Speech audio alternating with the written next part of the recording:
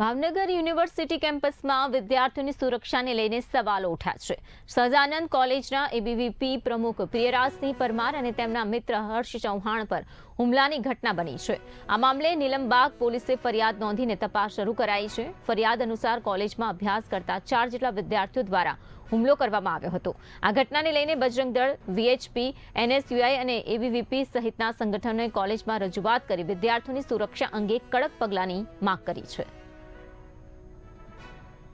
પણ ગઈકાલે 2 વિદ્યાર્થી અમારા છે એ અમારી પાસે આવ્યા અને અન્ય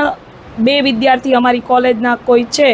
એમણે એમની ઉપર ગાર્ડી ગેટની બહારનો જે ભાગ છે એટલે કોલેજ કેમ્પસથી ઘણે દૂર ત્યાં આગળ ફરીવાર કાંઈ માથાકૂટ થઈ અને એમને મારવામાં આવ્યો એવી રજૂઆત અમારી પાસે કરવામાં આવી છે। એ અનુસંધાને આગલા દિવસે જ અમે એક વિદ્યાર્થી અને એના વાલીને અહીં બોલાવેલા હતા। ત્યારે આ જે ઘટનાગ્રસ્ત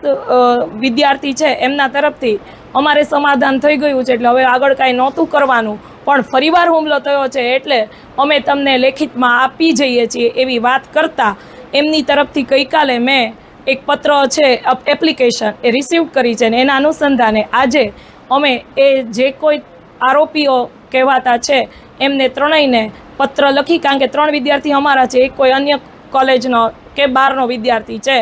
એટલે એમને તાત્કાલિક એમના પેરેન્ટ સાથે ફોન નથી રિસીવ થતા, એટલે પેરેન્ટ સાથે 17 તારીખે સવારે રૂબરૂ બોલાવવામાં આવ્યા છે અને તાત્કાલિક અસરથી અત્યારે અમારી જે LMS સિસ્ટમ છે, લર્નિંગ મેનેજમેન્ટ સોફ્ટવેર, એમાંથી એમને બ્લોક કરી દેવામાં આવ્યા છે। ગૂગલ ક્લાસમાંથી પણ એમને હટાવી દેવામાં આવ્યા છે અને 17 તારીખે એમને એક વખત સાંભળવાની તક આપ્યા પછી સંસ્થા પ્રશાસન તરફથી આગળની કાર્યવાહી